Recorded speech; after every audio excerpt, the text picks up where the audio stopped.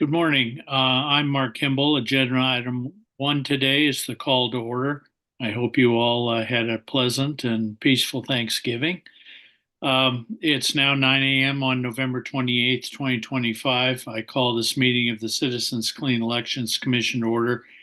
With that, we will take attendance. Commissioners, please identify yourselves for the record. Christina Werther. I heard Commissioner Werther. I heard Commissioner Payton. Yeah, Steve Tidler. Good morning. Good morning, Commissioner Titla. Sam Crump. Good morning, Commissioner Crump. We have all five of us here. We have a quorum this morning. Item two, discussion and possible action on authorizing outside counsel to file a judicial action seeking reversal or delay of the Secretary of State's October 16th, 2025 decision to grant request of No Labels Party to change its name to the Arizona Independent Party.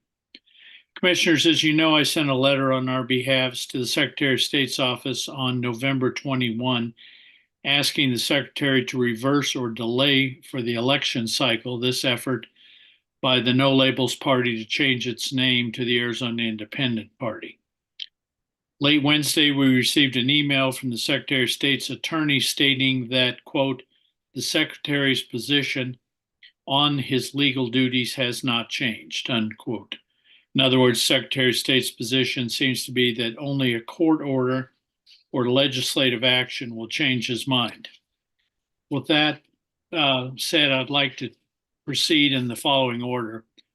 First of all, I'd like to see if any of my colleagues on the commission have any prefatory remarks or questions they would like to address in open session. I'll also ask Mr. Collins and other staff members if they have anything they want to say. Second, I'd like to see if we have anyone here who wishes to make a comment to the commission on this item. Third, unless we have any additional questions or comments on that time, I'd like a motion to go into executive session. So with that in mind, do any of my colleagues on the commission have any remarks or questions they'd like to get answered before we hear from staff? Okay, let's proceed with Tom. Anything you'd like to say to open this up? Mr. Chairman, I just think that I wanted to, tell you since, the letter we sent on the 21st, as Mr. Chairman Kimball said, we received a sort of a terse response to that. We have, continued to interact with and talk with other election officials about how this decision impacts things for their operations, and we have continue to understand that that's a serious issue for them as well, or many of them. I think that we and I'll just in our efforts here as staff, we've yet to receive any information that would alter the analysis that we provided at our last meeting to you with respect to the both the legal and policy implications of this decision and the legal process or not process that was followed.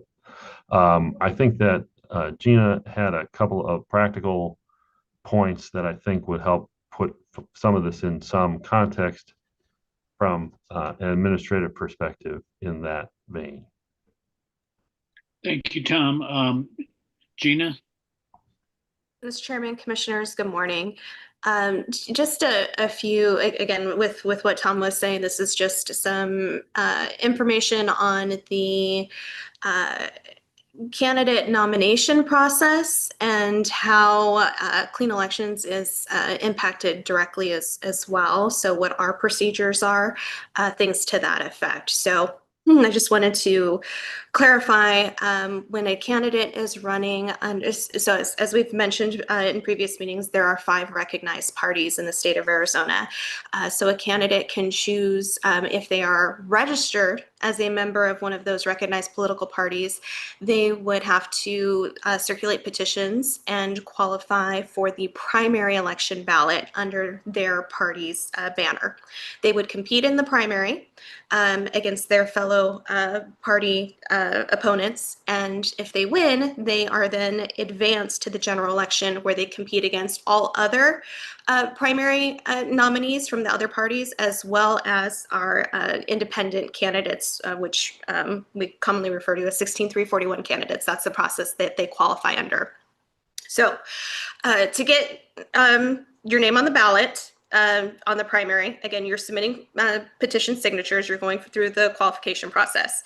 If you're running as an independent candidate, you are skipping the primary. You do not have a primary, you're not campaigning in the primary. What you're doing is you don't have to win a primary, you're advancing directly to the general election ballot. There are different signature requirements for both process. When you are running as a 16341 independent candidate, you do have a higher signature threshold that you have to meet for your nomination petitions. Now, the path that the candidate chooses to take impacts Clean Elections a number of ways. So when we have candidates who are running as Clean Elections candidates, they can qualify for funding either as a independent candidate where they would get a percentage of funding based off of them being directly on the general election ballot, or if they're running in the primary, they would get funding for the primary election, and then if they win their primary, another funding amount for the general election. So they have to submit their qualifying contributions, and again, this would dictate who is, signing their petitions. Which are they running as a independent candidate? Are they running as a partisan candidate? Are they qualifying correctly with their $5 qualifying contributions? How much funding does Clean Elections disperse based off of that? And then depending on how those candidates are running, are they in the primary or are they a general election only candidate? That also dictates their eligibility for Clean Elections voter education programs, such as our voter education guide. Do we include them in the primary? Are they included in the general only? Which debates are they eligible to be invited to? Things like that.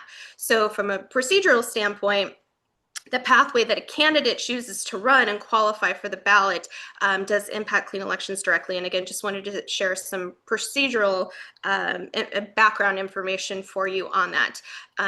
To clarify a point as well, if we have a candidate who is truly an independent candidate, but they decide that they want to run under a recognized party's banner in the primary, they do have to change their voter registration because they have to be a qualified elector of that party. So they would change their voter registration from unaffiliated independent to that recognized party's political affiliation on their voter registration form. And again, with the voter registration and signature requirements, there is a difference for those primary nominees and those general election candidates as well. And again, the pathway that those candidates are choosing to proceed impacts Clean Elections in how do we distribute their funding, how do we determine what they're qualified for in terms of funding, and then also what voter education programs are they eligible for. So again, that's just some background information on how this process can impact us as staff, as election administrators. So I just wanted to share that brief information. But as we go through the meeting today, I'm happy to help or answer any questions that you have about the process. Thank you, Gina.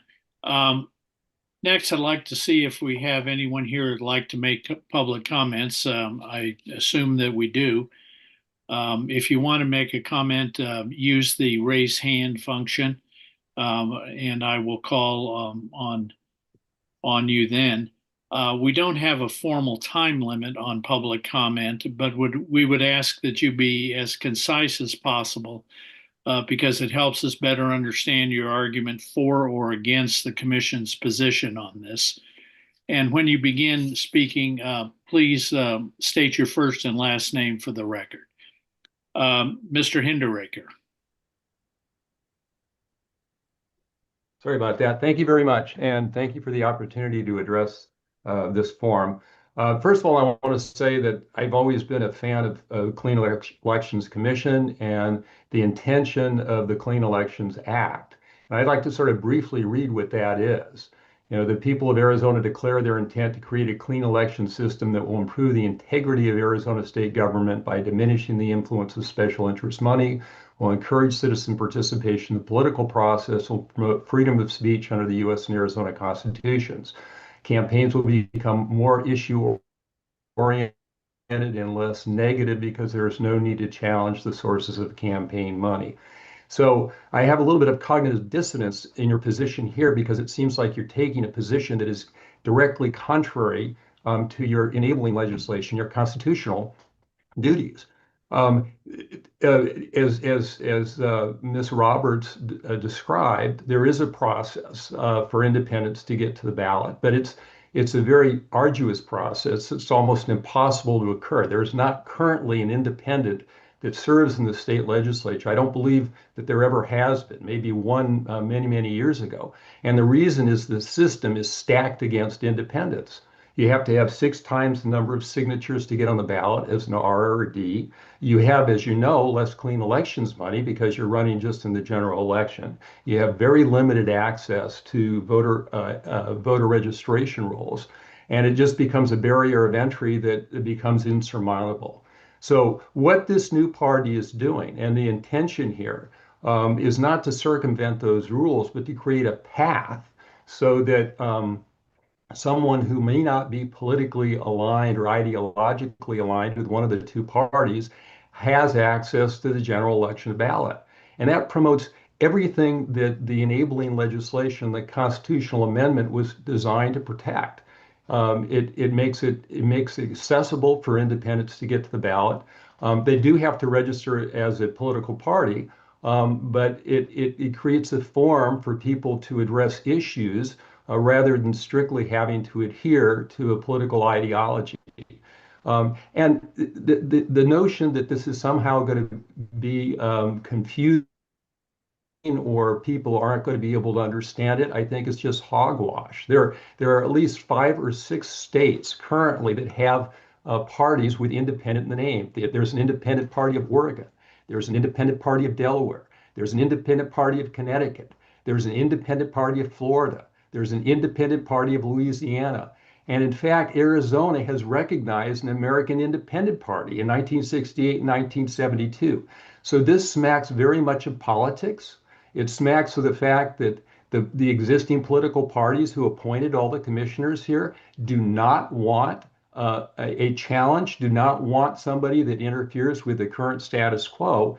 And that's what seems to be at play. So I would just urge you to take a step back, look at what your enabling legislation is, look at what your lane is as an administrative agency, because it's not to interfere with the political party process. It's to promote access to the ballot. It's to make things fair, and you're doing exactly the opposite. So again, I've always been a fan of clean elections. I think you serve an important function, but please take a look inside at what you're doing and really contemplate whether this is the right course of action. Thank you. Thank you very much, Mr. Hinderaker. Tom, is there any comment you'd like to make this time?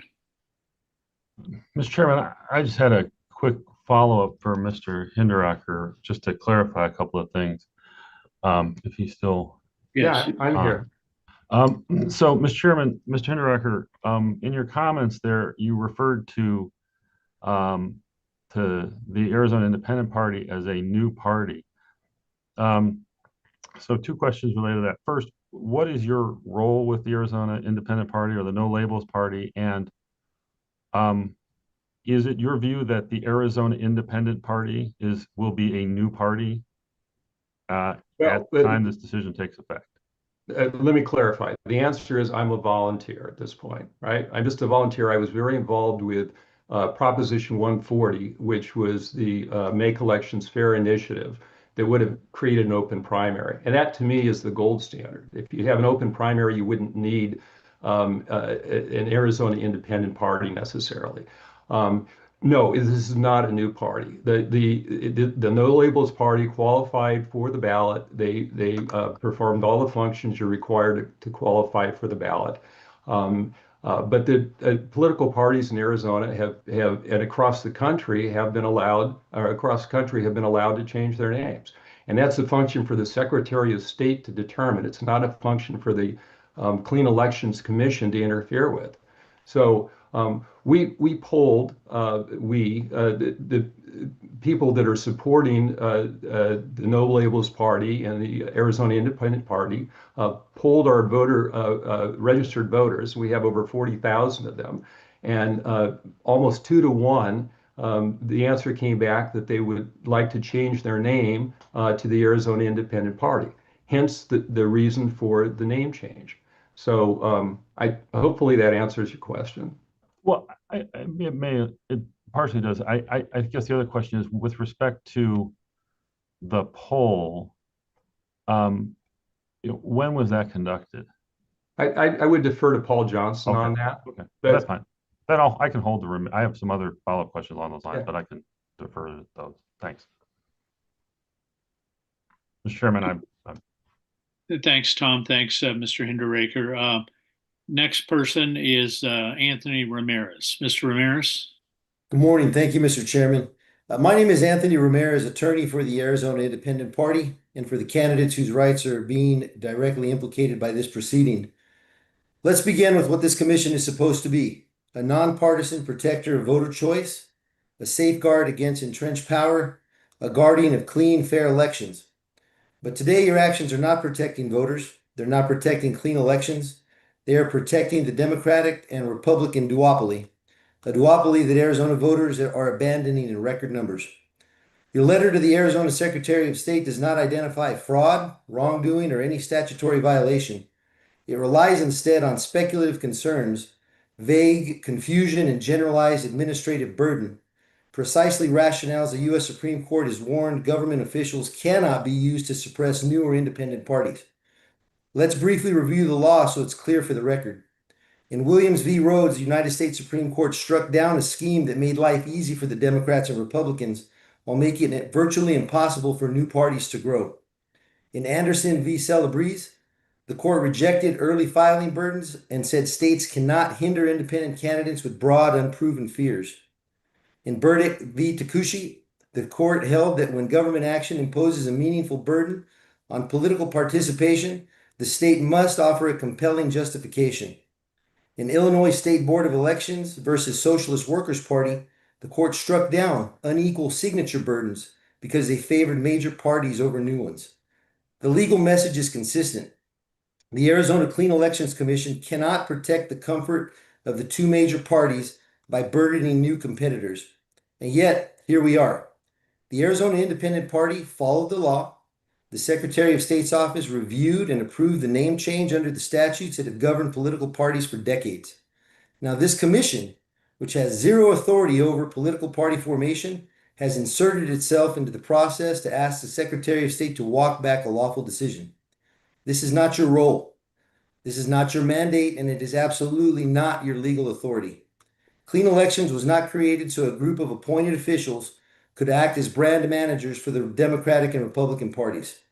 Let me speak plainly, because that's the language that my clients deserve. If this commission steps outside its mandate to interfere with the lawful political party, then it will discover very quickly that my clients will respond. You are not being asked today to administer clean elections. You are being asked, through political pressure, to shield the two-party system from competition. And here's the truth you already know. When the largest voting bloc in the state is independent, when political trust is at historic lows, when voters demand choice beyond the same two teams they've been stuck with for decades, attempting to block a legitimate independent party is not clean, it's not neutral, and it's not defensible. I'm going to say this with the professional respect you should have shown my clients. If this commission chooses to exceed its authority, it will also discover the limits of that authority. Decisions have consequences, legal, political, and historical. The people of Arizona created clean elections to fight corruption and concentrated power, not to preserve it, not to protect the duopoly, not to gatekeep new parties, not to silence competition. If you vote today to interfere in a lawful party process approved by the Secretary of State, then mark my words, Arizona will remember this day long after every name on this Zoom screen is forgotten. My clients will respond appropriately, professionally, and forcefully through every legal channel available. Respect the statute, respect the Constitution, respect the voters, and step back inside your mandate. And let me close with this so there's no misunderstanding. The Arizona Independent Party is exactly the kind of client my firm is built to represent at trial. Whether intentionally or not, this commission has stepped squarely into a 14th Amendment equal protection issue and a First Amendment freedom of association issue. And that level of constitutional intrusion demands strict scrutiny. So understand this. If this commission chooses to persist in its overreach, every step you take beyond your lawful authority only strengthens our case and our platform. And if you force this fight, we will take it into open court and into the public arena where every Arizonan will be able to see precisely how independent voters have been treated. We prefer cooperation, but we are fully prepared for confrontation. Thank you. Thank you, Mr. Ramirez. Tom, do you want to respond or we'll move on? Okay, thank you, Mr. Ramirez. Next, sir. we have Jacob Levitt. Mr. Levitt? Good morning, Commission, and I appreciate this time to speak, to lay out for Mr. Collins. You probably want to know my role. I'm a pro bono trial attorney. I've been asked to come in and comment on a few things here. I just want to point out, after taking a look at all of this, I think you guys, the Clean Elections Committee here is got some constitutional issues. You're violating, in my opinion, the first, which is the freedom of speech, freedom of choice. And by acting the way you are, let me speak like I'd speak to a constituent. Let me break this down of how somebody, a layperson, would understand this. And maybe that would help you just a bit. When listening to the comments, and I forgot her name, I do apologize. What this breaks down to is you guys are here to protect money. And by adding more parties, there's less money to give to other parties. That's what your constituents are going to hear. So you're giving more money to parties that, as my partner, Mr. Ramirez, stated, the Republican and the Democrats, those parties, people are done with them. I'm done with them. I've had nothing to do with them. Neither of them speak to me in their full. Now, there's pieces and parts, and that's what the independent party is to do. And I think the Democrats and Republicans should be shaking in their boots because the independents, the people who are actual free thinkers, are going to join this party, and it's going to take over a lot of elections. What you are doing, in my opinion, and more people would understand this, is an 11th Amendment violation, right? Where we're not sure exactly where the right comes from, but it falls squarely within the 11th Amendment. And again, the 14th Amendment. 100% you guys are violating the 14th Amendment. Let me give you when I saw this, I thought of Brown versus Board of Education. That's what I thought of. You got the people, the racists who did not want to give the lower community or the minorities an equal share. That's what's happening here. That's exactly what's happening here. To me, it's a Brown versus Board of Education type of concept that's coming down the pipe. Because what you're doing is you're creating a hurdle, an impossible hurdle for a minority group. That is 1, unconstitutional, 2, un-American, 3, disgusting. That's all I have. Thank you, Mr. Levitt. Next, we have Michael Zepeda. Mr. Zepeda? Thank you, Commissioner. First off, I'd like to say that I appreciate Anthony Ramirez for representing us. I am an independent voter who wants to run for office. Signature requirements have made it impossible for me to do so. The Arizona Independent Party has given me the opportunity to do so without having to join any one of the ideological parties that currently exists who are part of the problem. I find the name incredibly important because I want to be able to express that I see things from an independent point of view. Thank you. Thank you, Mr. Zepeda. Next, we have Paul Johnson. Mr. Johnson? There we go.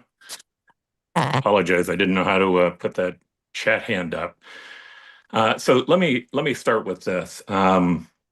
First, I want to thank the committee. I have appointed thousands of people to represent different committees inside the city of Phoenix. I know you guys put in a lot of work. I know that you guys give up a lot of your time to be able to make these things work. And I think that's not only respectable, but it's really important to our government. So before I say anything, I just want to tip my hat to you and to say thank you, because I do think that what you're doing is important. What I'd like to do, though, is just start with a little bit of history and how we got to where we are, because I think it's important in that process. We started a long time ago believing that independents and unaffiliated voters just simply didn't have the right or the same access that all voters had. And so 3-4 years ago, we began working with a group of citizens to try to change the rules, to try to change the system itself so that we could create a primary system where anyone could compete and where independents and unaffiliated would be treated the same as everyone else. Now, the reason we see that as being important, we think that we have a system today where people run in these partisan primaries in districts that are so gerrymandered, and the candidates oftentimes never have to go out and talk to people on the other side. As an example, in Congress, only 35 districts out of 435 are competitive. Now, what that means is that when you get a list and you go run, you only talk to people inside your primary. And then the race is so gerrymandered that you never end up speaking to independents or people in the other party. And that's created a system that's falling apart. Democrats and Republicans no longer seem to have the ability to reconcile with one another. And we wanted to try to change that. We thought changing the system, we still think changing the system is the best way to do that. But we ended up with 41% of the vote. By the way, one good thing is our voters actually did understand that they were being excluded from the system because they'd registered as unaffiliated or independent voters. When we lost, the No Labels Party had a party here that had been sued by the state as well, and that they were told they had to open every primary. I personally thought that was a good idea, but we reached an agreement with them. I became the chairman of that party. It is a party that it's the same party as it was before, but we wanted to make certain that we were creating an environment where independents and unaffiliated, if they wanted to run, they could without having to get these onerous signature requirements. If you want to run as an independent today, if you run as a Democrat or Republican, you need 6,000 signatures. You need 45,000 signatures to run as an independent. I promise you, that is a barrier you can't get across, because I've looked at that with candidates. The 45,000 is going to cost you about $2 million to start your race. And then if you get the signatures, you're going to get challenged. So before you can even start, you've got to show that you can get across that hurdle. And that becomes not only impossible to do, you couldn't do it with the clean elections money that's available. So this gives those candidates who want to re-register into the party the opportunity to do that. We're not ideologically driven. Certainly, they could join the Democratic Party or the Republican Party, or they could join the Green Party or the Libertarian Party. But those parties are more driven ideologically. We've removed that. Like, if you want to know our #1 slogan, we have a list of 14 beliefs. I'll tell you what's at the top. I should be able to love those people who I disagree with. That's at the top. By the way, that's really controversial today in politics. That's like something that almost doesn't work at the Thanksgiving dinner table any longer. Our goal is to change that. Now, it's not, you haven't asked me for this advice, but I'm going to give it anyway. This is the wrong decision for the Clean Elections Commission. It just is. I have polled people. I polled over the years, because I've been involved in this issue very deeply. I polled independents, unaffiliated, people who vote in the primaries, Republicans and Democrats who don't vote in the primaries. What I can tell you about the independent, non-affiliated voter is they actually are very patriotic. They actually, a lot of people think that they don't like politics and that's why they've disconnected. That's not true. They don't like the ideological bent of the two parties. They want to be independent. We want to allow them to be independent and allow them to be an independent voter. That's important to us also. But if they want to run, we want to give them the ability to do so. We want to be fair to them. Now, if you guys have the authority, the standing in court to be able to sue the Secretary of State to say that he didn't have the right to make the decision to allow us to change our name, then you probably also have the standing to stand up and get involved in Anthony Ramirez's case of equal protection, of making certain that independent and unaffiliated voters can't be discriminated against like they are today. We wouldn't have even gone to a political party if that one would have been fixed. We would have just simply helped organize candidates, but it's the only option. It's the only one that they have. I would tell you, if you don't do this, it isn't going to matter. This is lawfare. This isn't just politics. This isn't just a legal issue. This is lawfare by candidates and by parties who don't want the 35% of the people who are independents to be able to participate. If you don't sue, somebody else is gonna. I just can tell you that because it's lawfare. The design is to try to utilize groups or organizations as a front to show that it's not the candidates, it's not the parties, but eventually it's going to get down to that's who actually is supportive of this. And I just think it's the wrong thing for the Clean Election Commission to be involved in. In fact, I think you ought to be involved on our side. With everything that you've done good things. You've helped people be able to run that wouldn't be able to run otherwise. Don't utilize this as a means that'll sully the name of the Clean Elections Group by saying that you don't think that group should have the same access. Again, I appreciate your participation. I appreciate what you do. I hope when you're in E-session, you'll consider at least what it is that we're trying to do here. And I thank you. And if Tom has questions, I'll gladly answer them. By the way, I'm sorry, go ahead. No, go ahead, Mr. Johnson. I was going to say that we had, as he knows, Andrew Pappas, who was our lawyer. You guys conflicted him out. He would have been here today answering questions for us because he's been involved with us from the very, very beginning. I will do my best to answer the questions, but we don't have anyone representing internally the party on all the different political questions and legal questions that we have to face until we're done with this particular measure. Say, Paul, Mr. Collins had a question about our polling of the registered, no labels registered voters. And I believe you had your, we did a sampling of voters. Maybe you could describe how that process worked and what the results were. Sure, there are 40,000 members. We have about 11,000 phone numbers. We utilized every one of those phone numbers to send them a text message regarding a poll. And the poll was a Google poll. We ended up getting about 1,800 that responded, so it was a pretty high response rate. We also went on social media and tried to identify people who were either people who were inside the party first, but we also took a look at people who were outside the party. We kept the results separate so that we'd know who were actual voters inside the party and outside the party. And in both cases, overwhelmingly, changing the name to the Independent Party was by about a 2-to-1 margin was the recommendation of the people who were being polled. Okay, thank you. I wasn't sure who was asking Mr. Johnson that question.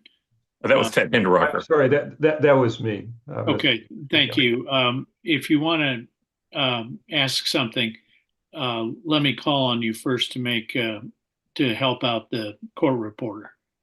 My apologies. That's okay. Thank you, Mr. Johnson. Tom, is there anything you want to say before we move on? Mr. Chairman, I just had a couple of kind of clarifying questions, which I don't think I don't intend them to be super technical. One of the questions that we're trying to understand is what it is that you can do as the Arizona Independent Party that you are unable to do as the No Labels Party? What can we do? We can let independents know that this is a party designed for them, if in fact they're interested in being able to run for office. And we think it does a better job of that. Okay. And when you submitted this request on October 8th,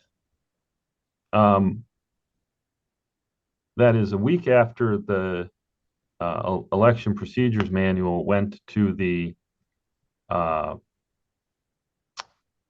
governor and the AG from the Secretary of State's office. How did you settle on October 8th to make this request as opposed to sometime in the last, year and a half that just timing. We took over the party. When we took over the party, I can't remember the exact dates. If you'd like, we can try to put those together, but I'll tell you kind of our process. Yeah. So when we lost the open primary issue, we began sitting down, the group of us, and saying, okay, what should we do? Should we just drop the idea? Should we let it go? Should we try to go out and organize? What's the action that we should take? And we did that for, a couple of months. We brought in pollsters and campaign consultants and others and began talking to them. And then the connection was made between us and No Labels. And we began having a discussion with them. I don't recall the date that we closed on it, but there were a whole series of things that we had to do to be able to be successful. And one of the things is we wanted to go out and poll the name, figure out whether or not the public was whether or not the people who were inside the No Labels group was wet to the existing name, whether they'd like to see a change. And by the way, we didn't know that answer. We didn't start out with some pre-plan as to how to make that work. In addition to polling people, one of the things, I've been a candidate several times, but I've never run a political party. As one of the things that was complicated is that you can't just call people to poll them. And the reason you can't just call them to poll them is because there's federal law that says that you have to go through a peer-to-peer type of network. And the peer-to-peer network had to justify that we actually were a party and that we had the control that we said that we did. And what they did is they utilized the phone number at the Secretary of State's office to call and to make certain that that was clear. Well, unfortunately, the number had been turned off at the No Labels group. And so the No Labels group had to turn it back on. Nonetheless, all that took time. All right. And as soon as we were completed with that process, we submitted it. This document that you said that was handed to the governor, until you just mentioned it, I didn't know that there was a document that was submitted to the governor. So we certainly weren't basing it on that document for our timing. So fair enough. So when you say that you took over the party and that the party's number was disconnected prior to that, so what sort of agreement, and you mentioned this earlier, what sort of agreement did you reach with the existing No Labels party to take it over? We agreed that Sarah and I would go on the board with the two existing board members. So there would be 4 board members, and then we would begin having a discussion with them about drafting new bylaws and about changing the name and about the role and the process that we might play. And that's what we did. We did that and entered and engaged in a discussion with them after Sarah and I went on the board. And so does the either the No Labels party now or the No Labels party before you took over, does it have a state committee? Are you talking about the national group? Or are you talking about the local No I'm Labels of talking about Arizona?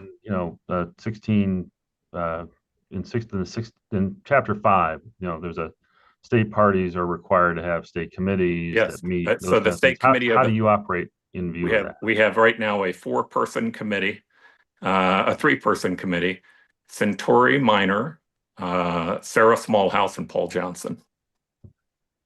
And we as part of our bylaws change, we're expanding that.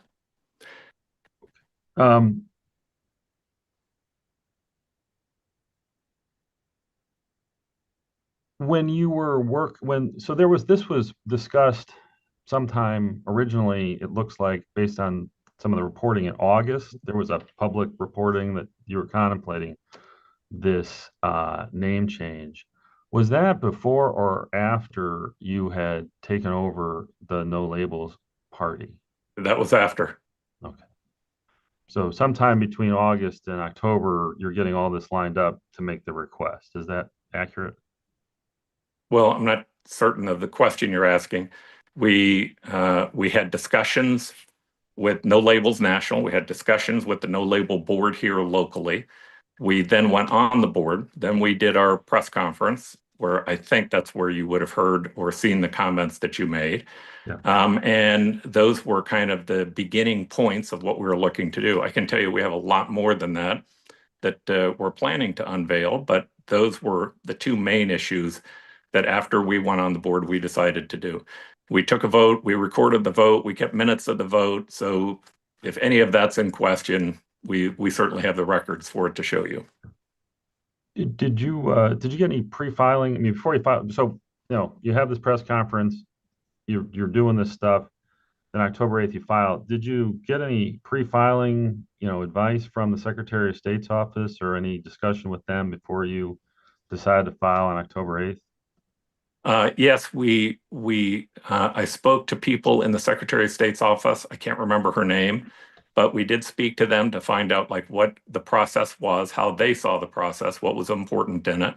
And they laid out what the requirements were, and we tried to follow those.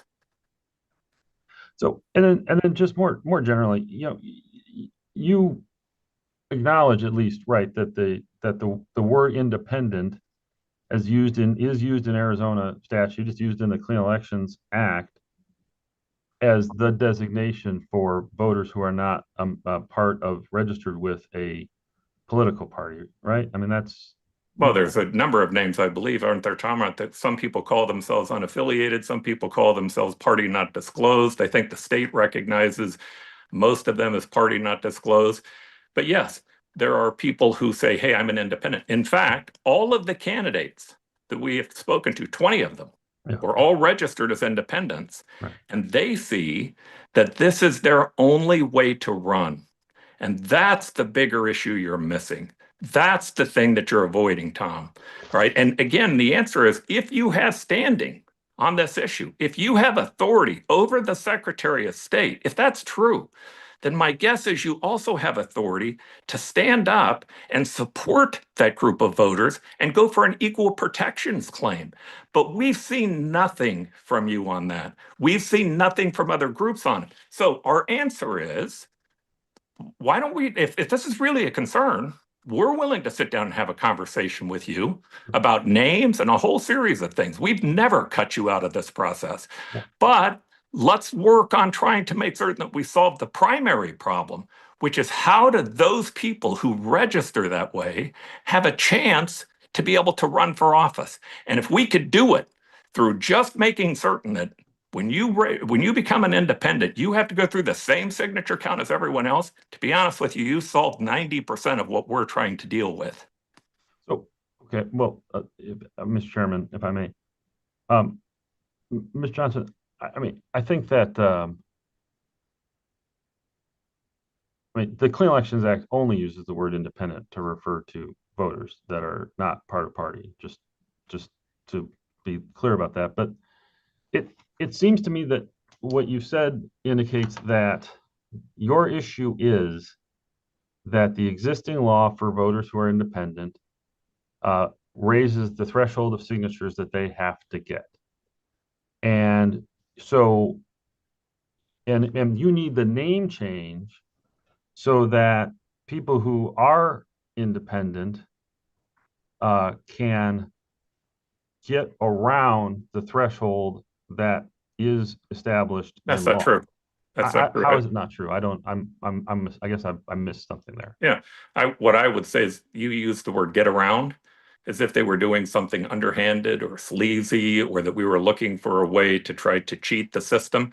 The answer is they have to join the party. That is true. The independent, to be able to run as a candidate, they have to join the party. Now, from their standpoint, making certain that they feel comfortable, this name is a much more comfortable name for them to be able to join with. It's not confusing. It's the Arizona Independent Party.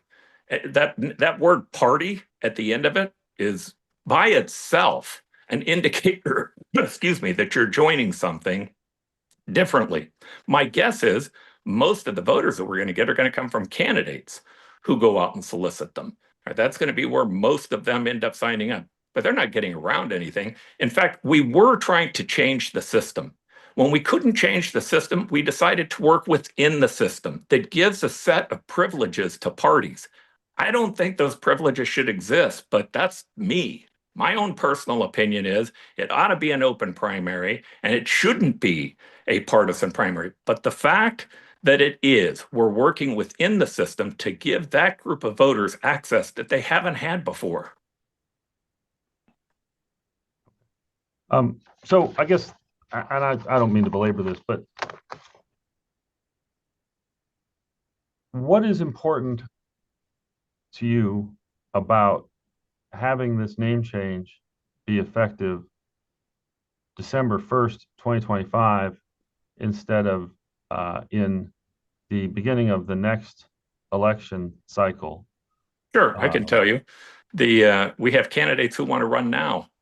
I can tell you that we want it to be a matter of being settled. So let me tell you what our experience has been.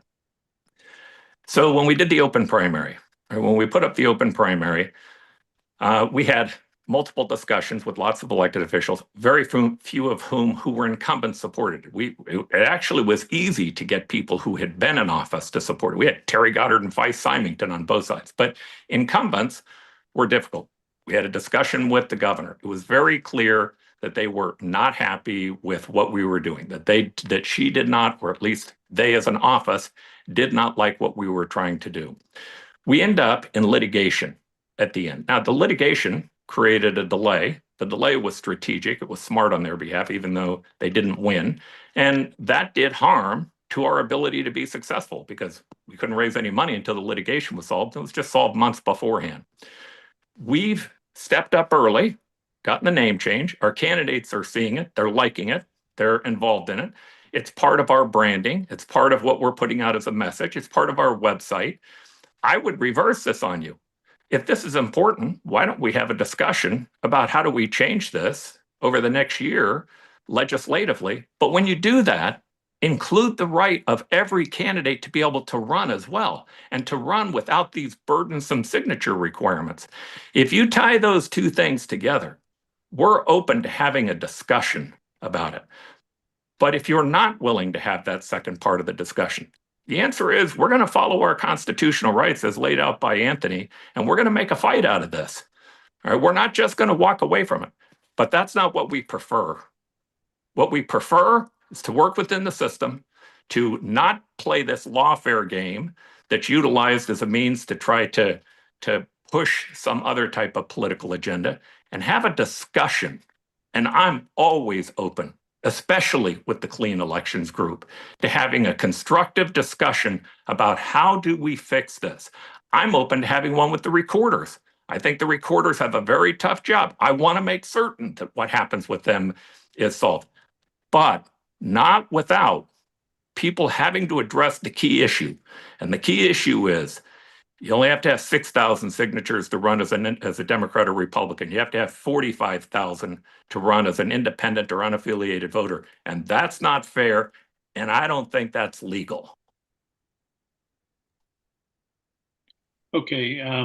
Thank you, Mr. Johnson. Thank you. Let me next call on Mark Stegman. Mark? Thank you. I'm sorry I wasn't able to make my Zoom hand work. That's quite okay. Doesn't speak well for my general competence, I suppose.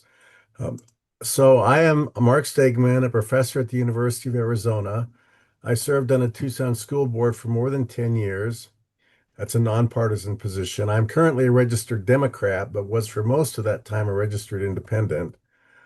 I would not have been confused by the name of this party, and I think that this does not need to be confusing. Voter registration is a conscious and deliberate act in this state, which requires effort. If the Secretary of State requires that registration materials clearly explain the consequences of party registration, then I think there will be very little confusion, very few accidental registrations. My second point is that the name Independent Party, I think, has particular meaning in this time. Registration with this party provides a way to participate in a politically viable organization that explicitly seeks to stand apart from the extreme partisanship of the moment. I think that addresses a current need in a way that might not have been true 20 or 30 years ago. And now, based on the discussion, I have a third point, which I had not intended, and that's concerning the history of No Labels. The No Labels Party has a brand, and for whatever reasons, not a very effective brand. New political parties splitting off from existing parties is a long-established tradition in American politics. That is how the current Republican Party formed during the 1850s. I do not have a detailed knowledge of the current situation or history, but it seems like the relationship between the two parties should be a non-issue. That's my comment. Thank you. My 3 comments. Thank you. Thank you, Mr. Stegman. Next, Richard Grayson. Mr. Grayson?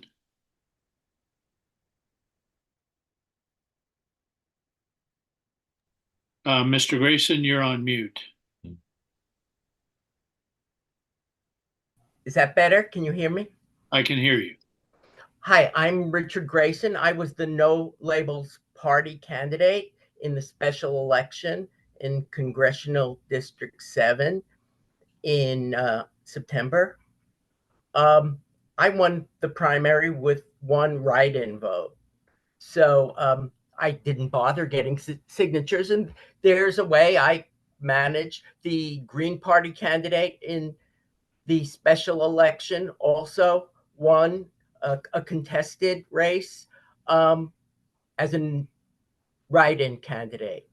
Previously, I won the Green Party primary in 2010 and was on the ballot against Congressman Flake as the Green Party candidate in 2010 and 2012. Again, I won as a write-in primary candidate in the Americans Elect Party, which existed for a while. That was 2012. And I believe in 2018, I won a Green Party primary for state representative in legislative district 16. So there is a way, aside from the signatures that are talked about as very hard to get on the ballot, to run as a write-in candidate with the new party under Arizona statutes. Secondly, I guess I would like to say that my general position is that any change of name affects those of us, like myself, who registered as a No Labels Party voter. It was very surprising to people that within a couple of months, I think it was by April or May, when the No Labels Party of last year, 2024, I believe, because they were trying to get on the ballot with a presidential candidate. 15,000 people joined by April, and it just kept growing and growing. These people registered for a party named the No Labels Party. And I think that just as the attorney for the Arizona Independent Party said that First and 14th Amendment rights are impacted, I think they're impacted also on the part of every voter who signed up for the No Labels Party, and suddenly they find they are members of the Arizona Independent Party. I have seen no evidence, except what I've heard today, about any kind of poll. I was very visible, obviously, as a No Labels Party candidate in a primary and in a general election. No one ever contacted me, and I've spoken to a couple of other registrants of the No Labels Party. So I just have never seen any physical evidence of this poll. The whole process of the change in the party has seemingly been done somewhat secretly until it was announced in the press. The other thing I'd like to just mention is that the idea that calling the party independent means you are not either, like the Republicans, Democrats, Libertarians, or Green, an ideological party. I've looked, one reason after the primary, I've gone to another party, changed my registration, is in the front web page of the Arizona Independent Party. There's things saying, we believe in this, we believe in that, we support this, we oppose that. I disagree with some of those things. So it's not an independent party. They have an ideology. And I guess I don't think I have anything else to say, but I would support the commission in a lawsuit. Although, frankly, I believe that what should be done here is a new petition, just as the No Labels Party did, as the Green Party did in 2024, and let them really start a new party. Thank you. Thank you, Mr. Grayson. Mr. Chairman, Yes. I am Commissioner Crump here. I just have a question for Director Collins, if I may. Go ahead. Tom, can you, based on something Mr. Grayson just said, I wasn't clear if we discussed it. Are the existing registrants of No Labels Party, do they, as things stand now, do they automatically get re-registered as Arizona Independent Party registrants? Mr. Chairman, Commissioner Crump, what the Secretary of State's office has said is that is what will happen. How that will be executed is still a little bit unclear. Whether or not that is something that they execute by changing the label in the statewide voter database, or whether that is something where it is entered at the county level, because both have access to those changes. But it will be as far as we know, it will be essentially on day one, you will be a No Labels Party member. On day two, you will be an Arizona Independent Party member. What that will do, if the secretary were to unilaterally do this without the counties, the result of that would be to essentially leverage the counties in the sense that, like right now, at least our view, and I think what the law is that the secretary doesn't have the authority to do this at all, right? But the secretary can, if the secretary goes into the database and says these people are now in this new party, right? We now have this new party called Arizona Independent Party.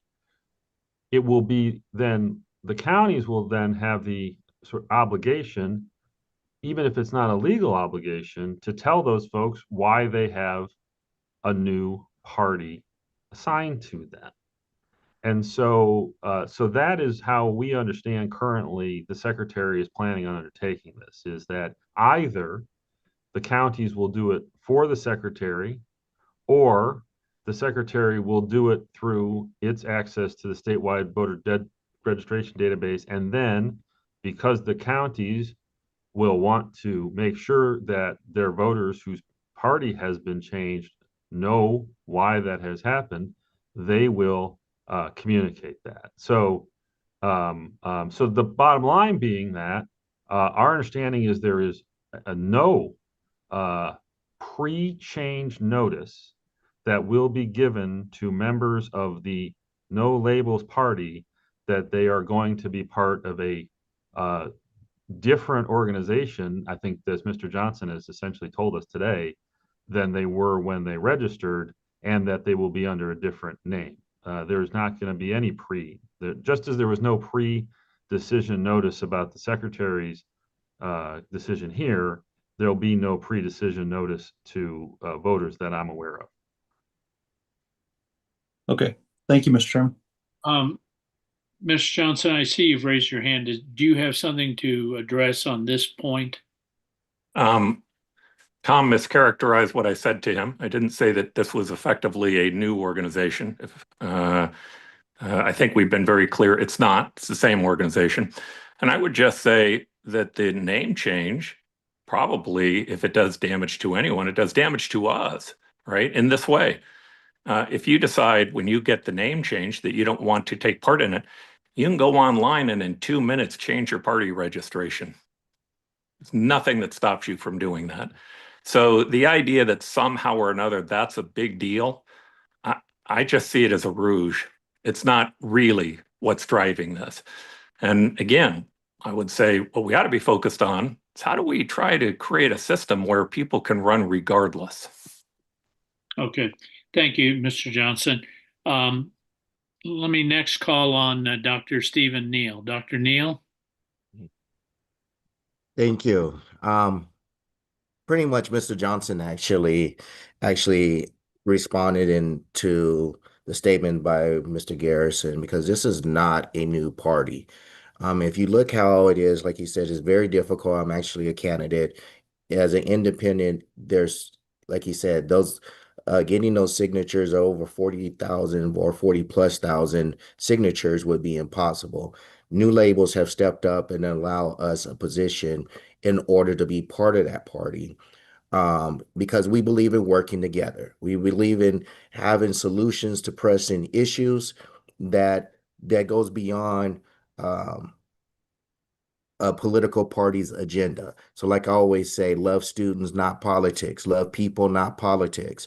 And what happened is, even as an independent, when it comes to vote, and I've attended a lot of different LDs for both Democrats and Republicans, when they actually go to vote, they have to request a ballot of either a Democrat or a Republican, and you got independents that are sitting in there, but those are the only two ballots, and they feel like that's the only voice that they actually have.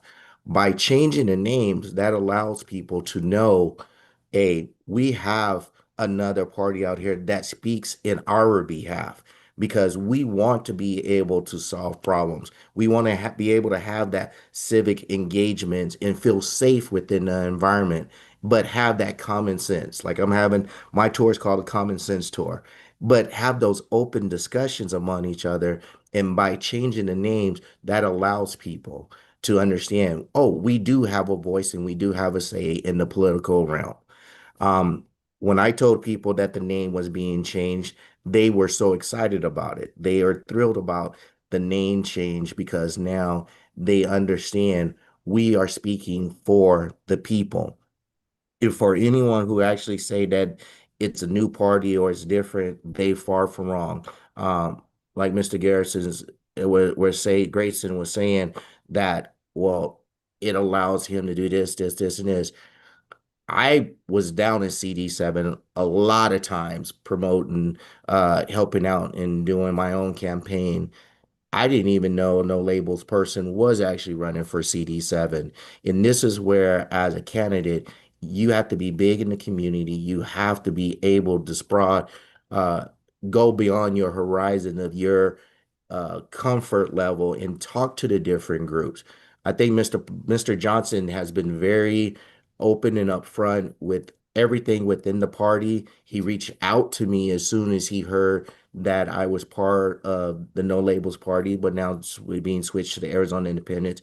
He's very visual and vocal, and he's actually speaks out for the party. So I would take with a grain of salt of what was just said about keeping the name, because we are visual. We're not someone who's secretly hiding. Now, we cannot control what the media does. We all knows that, because they are there to protect the two political systems of the Democrats and Republicans. They're going to protect them. They're going to put whatever's out there. But as active people, and as I see some of my other fellow constituents out here, we want the name change so we can go solve problems and be as one and cross those outs to unite people together. And I want to thank you guys for having us, but pray that you guys agree with the name change. Thank you, Dr. Neal. I see Mr. Hinderecker wants to speak again, but before then, is there anyone who has not spoken who wishes to speak? If you have problems raising a hand, wave at me and I'll try to see you on the screen.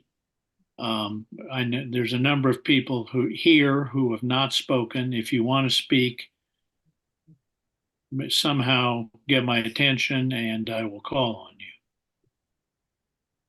you. Not seeing anyone. Mr. Hinderaker?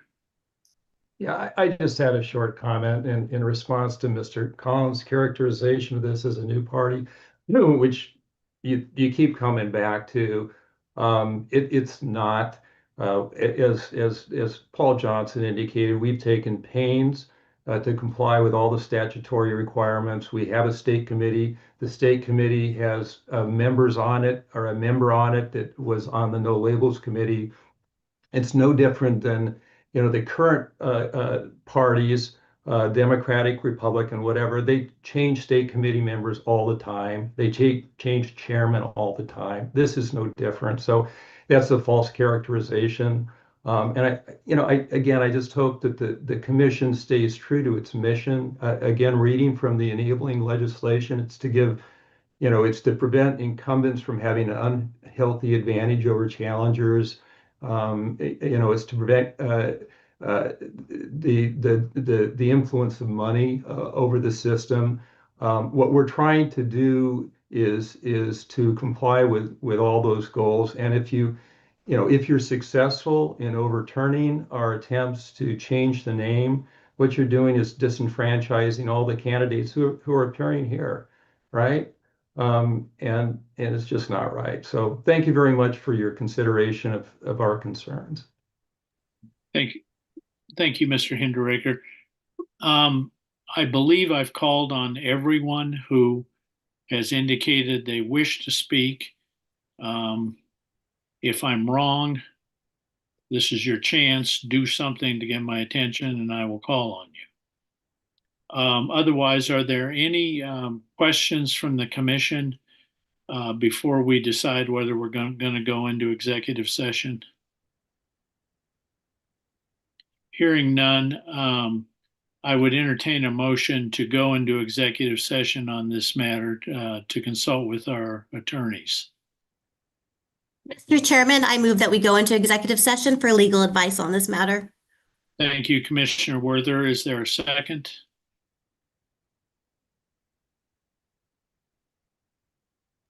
I'll second. Thank you, Commissioner Crump. It's been moved and seconded that we go into executive session to consult with our attorneys on this matter. I will call the roll. Commissioner Werther? Commissioner Crump? Aye. Commissioner Payton? Aye. Commissioner Titla? Aye. Chair votes aye. The vote is 5-0. We're going to go into executive session. We'll have a brief break before then as we get set up for executive session. At the conclusion of the executive session, we will come back into regular session. Thank you very much.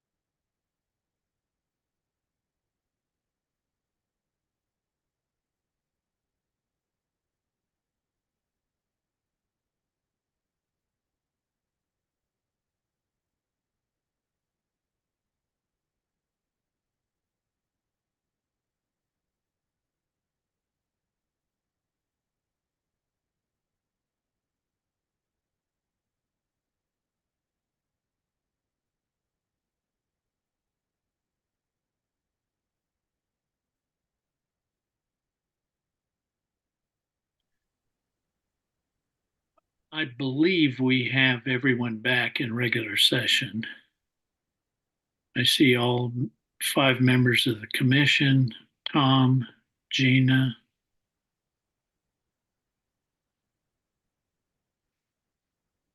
Mr. Richards,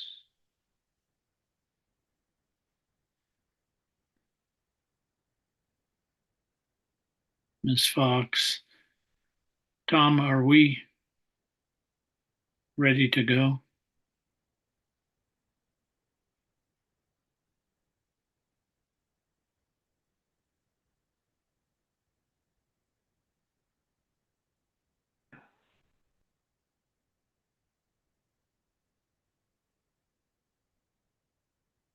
Tom, are you here? I'm trying to unmute. Yes, I'm here. I'm sorry. Okay, we are back in open session. Does any member of the commission wish to make a motion? Mr. Chairman, I'd like to make a motion. Commissioner Werther. I move to authorize outside counsel to initiate litigation in this matter that's agendized, including any related litigation relating to the proceedings involving Secretary of State decision on 10/16/2025 to grant the request of the No Labels Party to change its name to the Arizona Independent Party. Thank you, Commissioner Werther. Is there a second? This is Peyton. I'll second it. It's been moved by Commissioner Werther, seconded by Commissioner Payton. Commissioners, you've heard the motion. I will call the roll. Commissioner Crump, Aye. Commissioner Werther, Aye. Commissioner Payton, Aye. Commissioner Titla,